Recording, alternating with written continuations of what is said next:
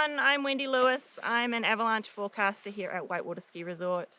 I'm filling in for Jay Wishlow for a couple of weeks, bringing you the first avalanche conditions report for Whitewater Ski Resort, backcountryskiingcanada.com, and State of the Snowpack.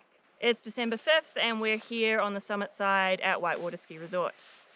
Avalanche Canada today is calling the backcountry hazard 3 times low, so low at all elevations with no problems identified.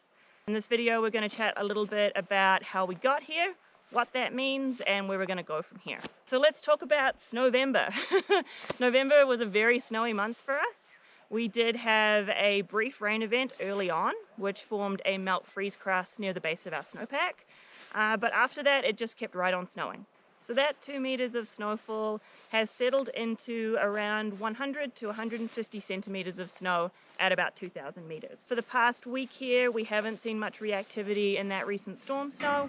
We haven't seen any concerning avalanches or test results within the storm snow or on that melt freeze crust towards the base of the snowpack. That is why Avalanche Canada has identified no avalanche problems. As I said before, they've rated avalanche danger as low, and I just want to emphasize that low danger doesn't mean no danger. It simply means that avalanche activity is considered unlikely. So it's sunny and warm here in the mountains. It feels like spring. That's all thanks to an above freezing layer. And that means there's basically this big warm bubble of air that's sitting around the mountaintops right now. So it's gloomy, it's gray, it's cold in Nelson, but it's about +1 up here right now. I'm standing in the sun and it feels like April. That above freezing layer has created what we call a temperature inversion, where temperature is increasing with elevation to a point. It's also holding that cloud down nice and low, so those cloudy, gloomy conditions are in Nelson. Basically, it's affecting the snow surface and forming our next layer of concern. So warm, sunny conditions is melting the snow surface on south-facing slopes. We would call those solar aspects.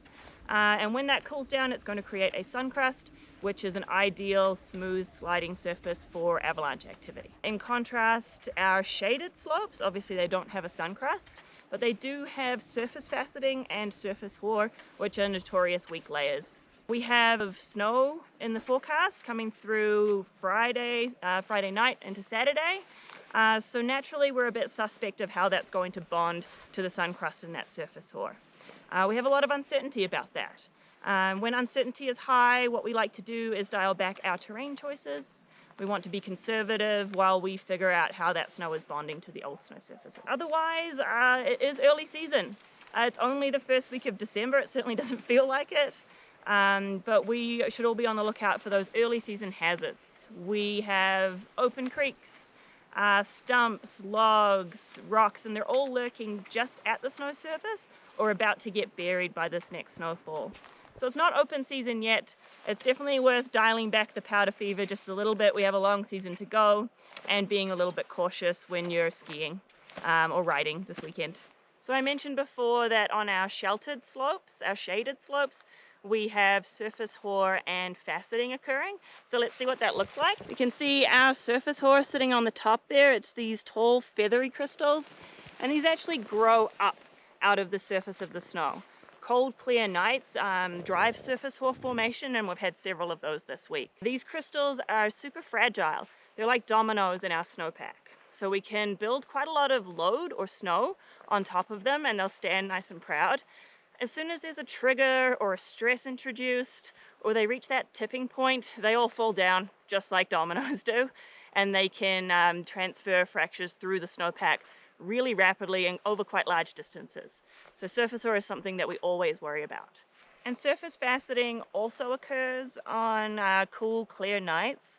So that's when the snowpack is losing a lot of heat to the atmosphere. Surface faceting is a process of weakening, and it's happening just in the snow surface, so the top 10, maybe 20 centimeters of snow.